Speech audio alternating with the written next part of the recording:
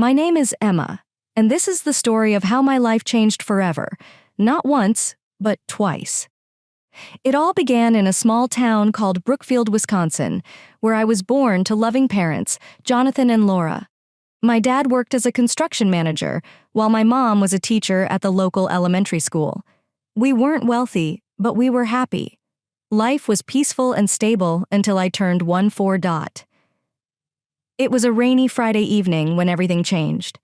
My parents were driving home from a neighborhood dinner party while I was at home with my Aunt Carol, watching a goofy sitcom. Suddenly, the phone rang. I'll never forget the chill that coursed through me when I heard Carol's soft voice in the kitchen. The next few days became a blur. They told us that my mom had died instantly in the crash. My dad survived, but just barely. When I finally saw him in the hospital, he was a shadow of the strong, vibrant man I once knew. His legs were crushed, and the doctors said he would never walk again. "Emma," he whispered, reaching for my hand. "I'm so sorry, sweetie. I'm so sorry." I didn't understand why he was apologizing. It wasn't his fault. A drunk driver had crashed into their car. But as I grew older, I realized he was apologizing for what our lives had become, for the struggles we would face, for the mother I had lost, and for the father he thought he could no longer be. Despite the challenges, my dad was stronger than he gave himself credit for. After he got out of the hospital and adjusted to life in a wheelchair, he threw himself into his work. He had always been great at solving problems, and now he used those skills in a new role as a project manager for a construction consulting firm. As I entered my teenage years, Dad made sure I had everything I needed. He encouraged me to join clubs, make friends, and have as normal a life as possible. But the truth was, I preferred spending time with him. We watched old movies together, debated over books, and he helped me with my homework. When it came time for college, Dad insisted that I go away to school. "You need to spread your wings, kiddo," he said. "Don't worry about me. I'll be fine." I was hesitant, but knew he was right, so I went off to study finance at the University of Chicago. That's where I met Rachel, who became my best friend. Through Rachel, I met her cousin Nathan. He was kind and thoughtful, and he didn't flinch when I told him about my dad. In fact, the first time he met Dad, they hit it off immediately, bonding over their shared love of classic movies. Later, Nathan told me, "Your dad is incredible, and so are you, for everything you've done." I tried to brush it off, but inside I was glowing. For the first time since the accident, I felt like maybe, just maybe, I could have a normal life. A life with love, laughter, and even a family of my own someday. After graduation, everything started to fall into place like a well-crafted puzzle. I landed a job at a financial advisory firm in downtown Chicago, while Nathan started working as a logistics coordinator for a large transportation company. We dated for 4 years before he proposed on a crisp autumn evening in Grant Park, the very place where we had our first date. I was overjoyed, but there was one thing I needed to clarify. "Yes, Nathan, I'll marry you," I said softly, "but I can't leave my dad. He needs me." Nathan's smile grew wider as he reached for my hand. "Emma, I wouldn't have it any other way. We'll all live together. Your dad's house is big enough for the 3 of us, right?" The wedding was small but beautiful. Dad insisted on wheeling himself down the aisle to give me away, and there wasn't a dry eye in the room. As I stood there holding Nathan's hand, I felt like I was living a fairy tale. But every fairy tale has its villains, and mine came in the form of Nathan's mother, Diane, and his sister, Olivia. From the moment I met them, I could tell they didn't approve of me. "So your father is disabled?" Diane asked during our first meeting, wrinkling her nose like she'd smelled something unpleasant. "He's in a wheelchair," I corrected gently, trying to stay calm. "But he still works." "Yes, he's a project manager," I added, but she had already turned to Nathan. "Are you sure about this, Nathan? There are so many nice girls out there from good families." I felt my face flush with anger and embarrassment, but Nathan immediately stepped in to defend me. "Mom, Emma is from a good family. Her dad's condition doesn't change that. I love her, and that's all that matters." Though he stood up for me, I could still see the disapproval in Diane's eyes. Olivia, following her mother's lead, was just as cold toward me after the wedding. True to his word, Nathan moved in with Dad and me, and our lives settled into a comfortable routine. I went to work at the financial firm while Nathan was often on the road or managing logistics from his office. When he was home, we'd all have dinner together. But whenever Diane and Olivia visited, the atmosphere in our home changed. They acted as if they owned the place, barely acknowledging Dad's presence.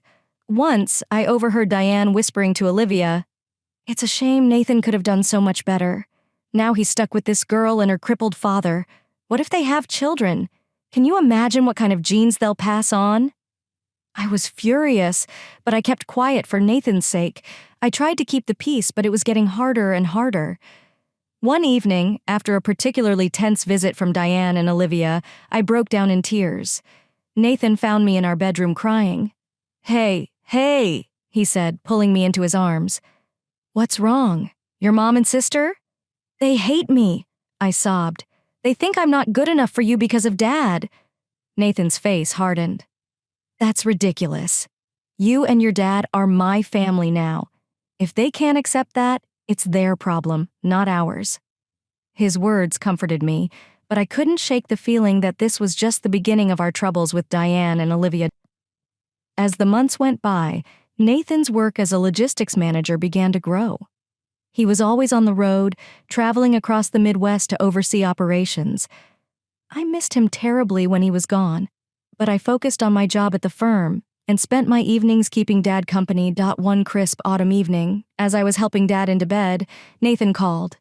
His voice crackled with excitement over the phone. "Emma, I've been thinking," he said. "How would you feel about buying a townhouse? It would be easier for your dad to move around in a wheelchair. He could spend more time outside, and you could have a garden, something to keep you busy when I'm on the road."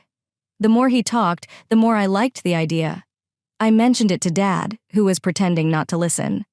"What do you think, Dad?" I asked, putting the phone on speaker. Dad's eyes lit up. "A garden would be nice," he admitted. "It would be easier to get outside." That settled it. Over the next few weeks, we threw ourselves into house hunting. We finally found the perfect place, a spacious townhouse with wide doorways, a rolling shower for Dad, and a beautiful backyard. Taking out a mortgage was scary, but with Nathan's income, mine, and the rent from Dad's old house, we managed to make it work. We moved in on a sunny Sunday in spring, and I'll never forget the look on Dad's face as he wheeled himself out onto our new patio. "This is perfect, sweetie," he said, his eyes misty. We spent the next few months settling in and making the place our own. I planted a small vegetable garden, and Dad would sit outside for hours, enjoying the sunshine and fresh air. It was peaceful, almost perfect.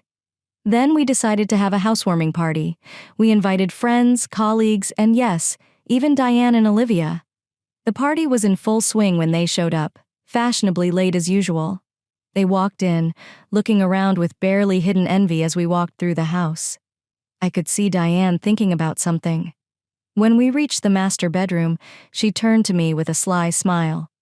"You know, Emma," she said quietly, "this would be perfect for Nathan and me. When do you send your father to a nursing home?"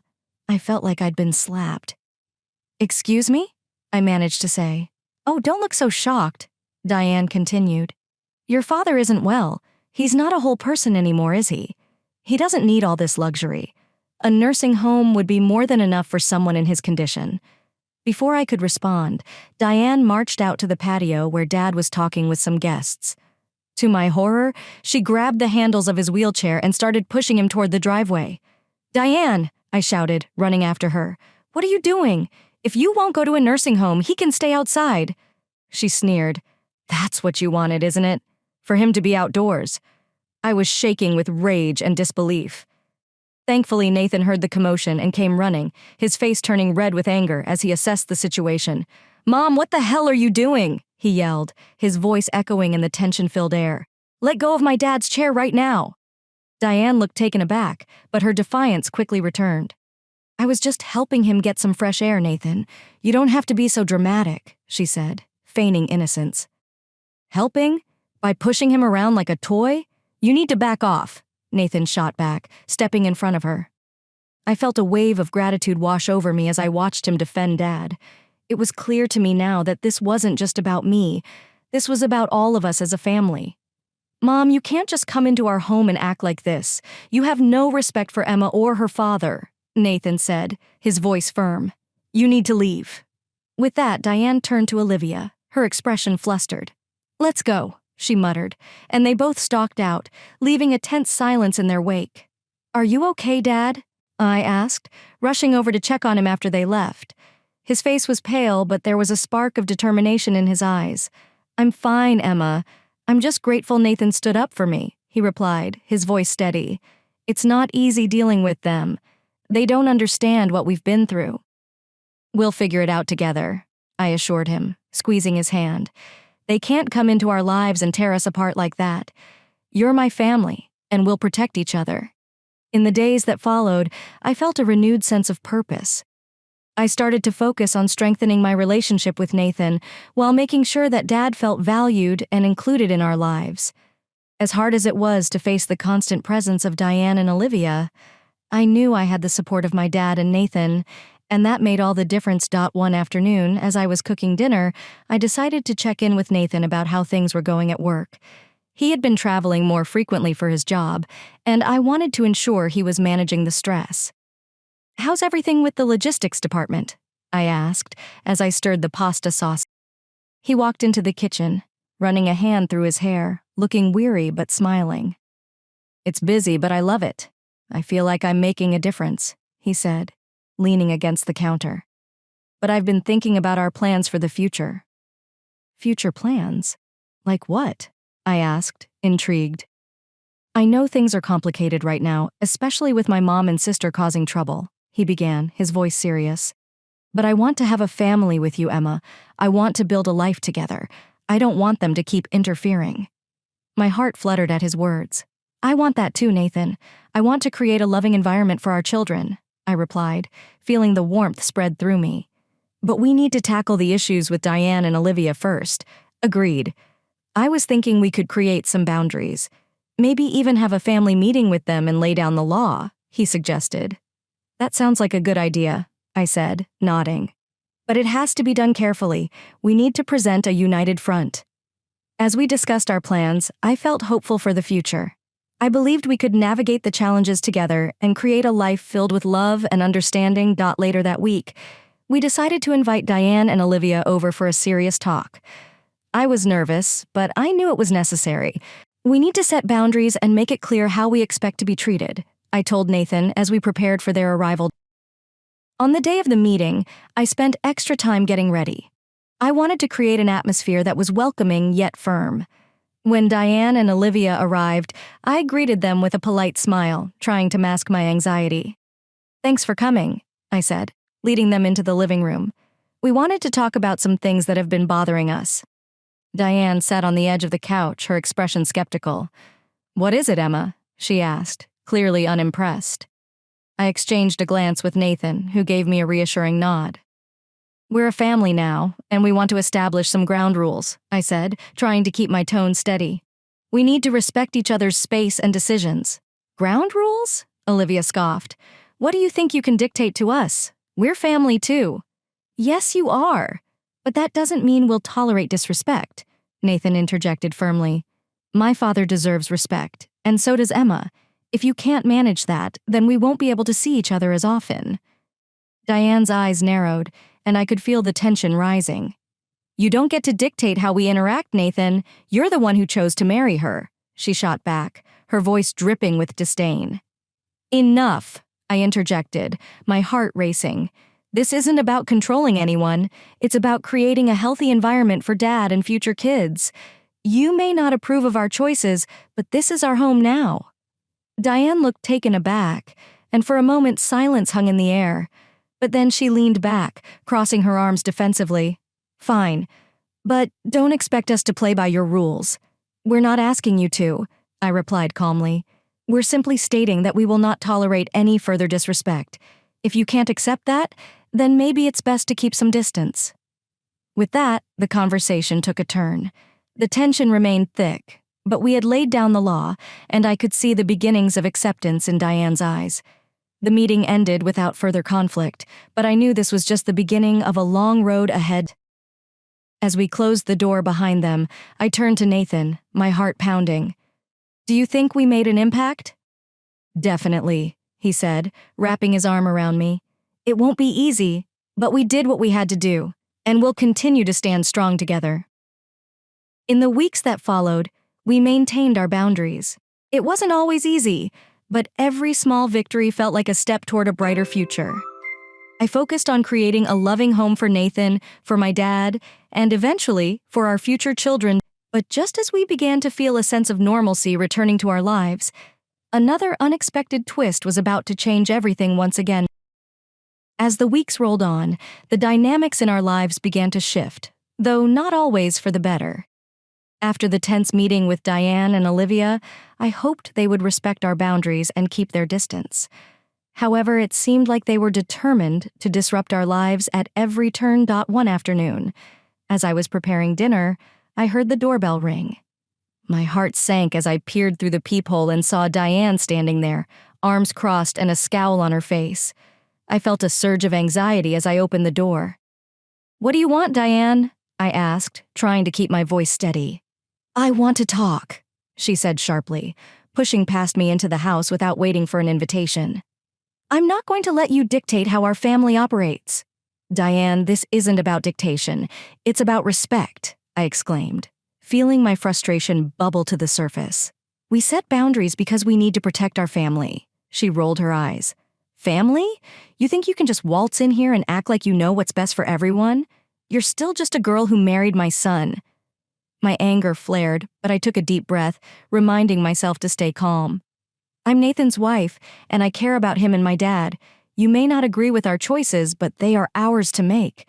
Diane opened her mouth to respond, but before she could, Nathan walked in. "Mom, what's going on?" he asked, sensing the tension in the room. "Emma is trying to take over everything, Nathan," Diane exclaimed, her voice dripping with indignation. "She thinks she can control how we interact as a family." Nathan's expression hardened. "No one is trying to control anything, Mom. We're just asking for respect in our own home. You're not being fair." Diane huffed, crossing her arms. "Fair? What's fair is having a mother's love and support. You've shut me out ever since you got married." "Because you haven't been supportive," Nathan shot back. "Every time you come around, you make Emma feel like she's not good enough. You insult my dad and treat him like a burden. We won't tolerate that anymore." As they continued to argue, I felt a mix of anger and sadness wash over me. I had hoped that with time things would settle down, but it seemed like Diane's resentment was only growing. "Maybe you should both think about who is really tearing this family apart," Diane spat before storming out, her heels clicking angrily against the floor. I could feel my heart racing, my emotions swirling in a tumult of frustration and helplessness. "Are you okay?" Nathan asked, turning to me after she left. "I'm fine," I said, forcing a smile. "Just tired of the drama." "Me too," he replied, running a hand through his hair. "I didn't want to ruin our dinner by arguing, but she just won't listen. We need to figure out a way to handle her once and for all." We finished dinner in silence, the mood heavy with unspoken words. The tension had returned, and I could feel the worry creeping back into my mind. How long would this continue? How could we create a peaceful environment for our family while facing such animosity from Diane? Later that night, as I lay in bed, my thoughts were a whirlwind. The prospect of having children someday felt daunting, especially with the specter of Diane looming over us. I wanted to raise my kids in a nurturing and loving environment, but how could we do that when they would be subjected to her negativity? The next few days passed in a blur. I tried to keep my mind occupied with work, but the tension at home weighed heavily on my shoulders. Nathan's travels continued to ramp up, and I found myself spending more evenings alone with Dad. One evening, as I was helping him with dinner, he glanced at me with concern. "You seem distracted, Emma. Is everything all right?" "I just wish things were simpler," I admitted, sighing as I chopped vegetables. "I'm tired of worrying about Diane and Olivia and how they affect our lives. It feels like we can't catch a break." Dad nodded, understanding in his eyes. It's tough, but you and Nathan are doing the right thing by standing your ground. Just remember that you're building your own family now. Don't let their negativity seep into your home." His words resonated with me, and I took a deep breath. "You're right, Dad. We need to focus on our little family and the life we want to build together." Just as I was starting to feel more grounded, I received a call from Nathan. "Hey, I have some news," he said, his voice excited but slightly tense. "I was offered a promotion at work, and it would mean a lot more responsibility. I'd be managing multiple teams across the country." "That's amazing!" I exclaimed, my heart swelling with pride. "Congratulations! But what does that mean for you?" "It means I'll be traveling even more," he said, hesitating slightly. "And it might come with a pay increase, but it's going to require more time away from home." My excitement dimmed slightly as I processed his words. "Are you sure this is what you want?" "I think so," he replied, his voice filled with determination. "I want to provide for us, for our future, and I believe this could be a good opportunity. But I don't want to leave you feeling alone in this." "I'll manage," I said, trying to sound more confident than I felt. "But I'm going to miss you, especially with everything going on with your mom." "I'll make it work," Nathan reassured me. "I promise, and when I'm home, we'll make the most of our time together." The conversation lifted my spirits a little, but I couldn't shake the nagging feeling that this was just the beginning of a new set of challenges. I had to remind myself that we were a team, and as long as we communicated openly, we could handle whatever came our way. A few weeks later, Nathan's promotion became official. He was excited, but I could see the toll the travel was taking on him. He was often exhausted when he returned home, and I tried to make our time together special. Even if it was short. One evening, as he prepared to leave for another trip, I surprised him with his favorite meal. "You really know how to spoil me," he said, grinning as he took a seat at the table. "It's the least I can do," I replied, pouring us both a glass of wine.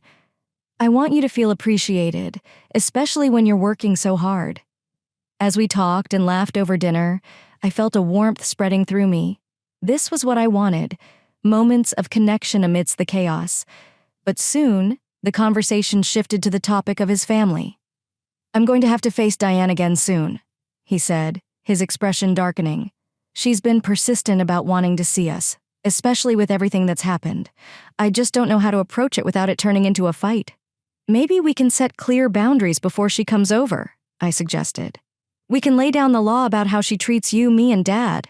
"Yeah, I think that's a good idea," he agreed, his voice resolute. "I'm tired of her thinking she can waltz back in whenever she wants. This is our family now." The tension around Diane lingered, but I felt hopeful that together we could manage it. As Nathan left for his trip, I promised to focus on my work and our home, finding solace in the little things. Little did I know that Diane was about to strike again, and this time it would force me to confront my fears head-on. The days turned into weeks, and life at home settled into a new rhythm. Nathan's work kept him on the road, but every time he returned, it felt like a brief escape from the storm brewing with Diane. I focused on creating a warm and nurturing environment for Dad and me, cherishing our time together as we prepared for the arrival of Nathan's child. However, I could sense that tension was building. One morning, while I was preparing breakfast for Dad, I received a phone call from an unknown number. A knot of anxiety twisted in my stomach as I answered. "Hello?" "Emma, it's Diane," she said, her voice dripping with feigned sweetness. "I hope you're doing well. I was wondering if we could talk." "What do you want, Diane?" I replied, my tone curt. "I don't think there's anything left to discuss." "Oh, come on now. Can't we at least try to mend fences? I've been thinking a lot about everything that's happened," she said, her voice insincere. "I don't think that's possible," I said, trying to keep my composure. "You've made it very clear how you feel about me and my family. I don't want to have this conversation. Please, just hear me out," she insisted, her tone shifting slightly. "I think it would be good for all of us to sit down together. Family is important, right?" I rolled my eyes, feeling my anger flare up again. "Family is important, but real family respects each other. You've crossed too many lines, Diane." "Fine," she snapped, her patience wearing thin. I just thought you'd be more understanding after losing Nathan. You know, he would have wanted us to work together." The mention of Nathan's name sent a chill down my spine. "How dare you use his memory to manipulate me?" I shot back. "You don't get to play the victim here, Diane. Your actions speak louder than your words." With that, I hung up, shaking with frustration. I could feel my heart racing as I tried to process what had just happened. How could she even think she could waltz back into our lives? I had no intention of letting her disrupt the peace we were trying to create. Later that evening, I decided to call Nathan. "Hey, I just had a conversation with your mom," I said as soon as he answered. "What now?" he groaned, sounding exhausted. "She wants to meet up and talk," I replied, my voice steady. "But I told her that's not going to happen. She's trying to manipulate me, Nathan. I won't fall for it." "Good for you," he said, his tone supportive. "You don't have to deal with her if you don't want to. We're a family now, and I won't let her come between us." That night, as I lay in bed, I couldn't shake the feeling of unease. I felt strong in my resolve to protect my family, but Diane's tactics seemed relentless. I was determined to stand my ground, but I knew that confronting her would be inevitable. A few days later, Nathan returned home after another trip, and I felt a rush of relief as he walked through the door. "How was the trip?" I asked, embracing him tightly. "Tiring, but I'm glad to be back," he replied, his voice warm. "I missed you and Dad." That evening, we settled into a routine, enjoying a quiet dinner together. As we ate, I brought up the topic of Diane.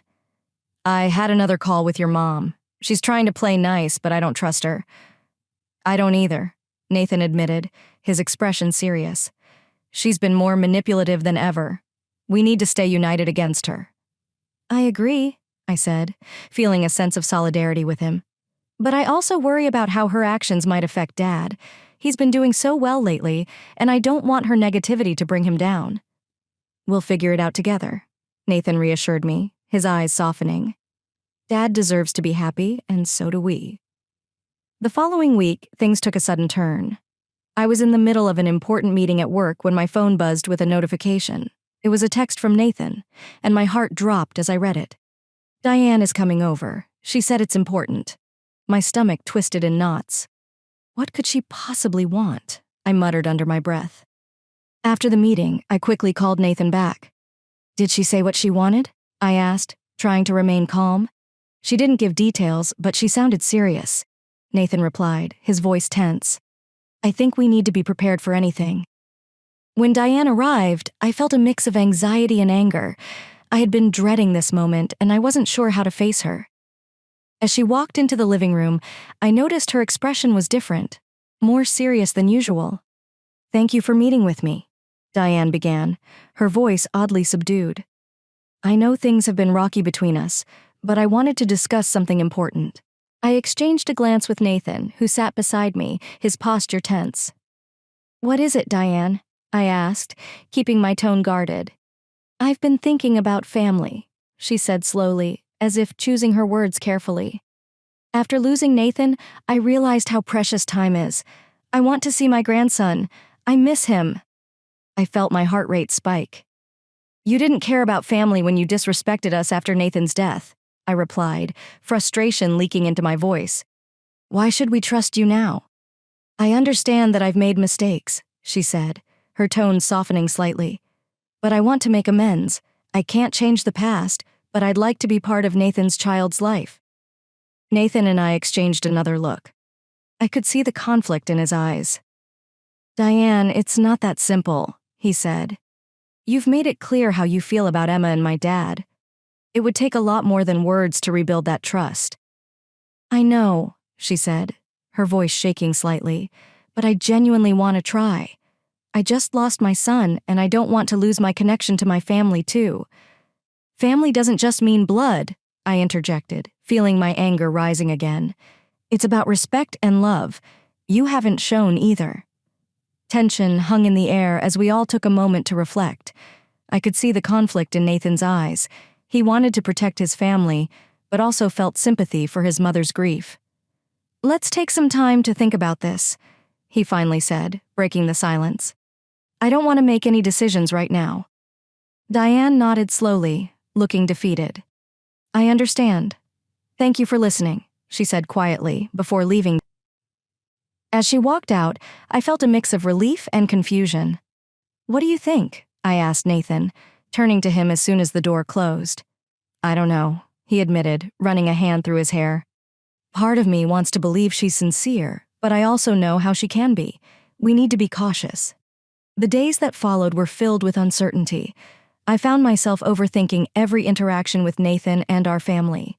I wanted to protect our future and ensure that our child would grow up in a loving and supportive environment. Finally, After a week of sleepless nights, I decided to take matters into my own hands. I reached out to Diane and suggested a family meeting with Nathan, Dad, and myself. It was time to lay everything on the table and address the tension head on. To my surprise, she agreed. I was nervous, but I knew it was necessary. We needed to establish boundaries and expectations if we were going to move forward. As the day of the meeting approached, I felt a mixture of apprehension and hope, ready to face whatever came next.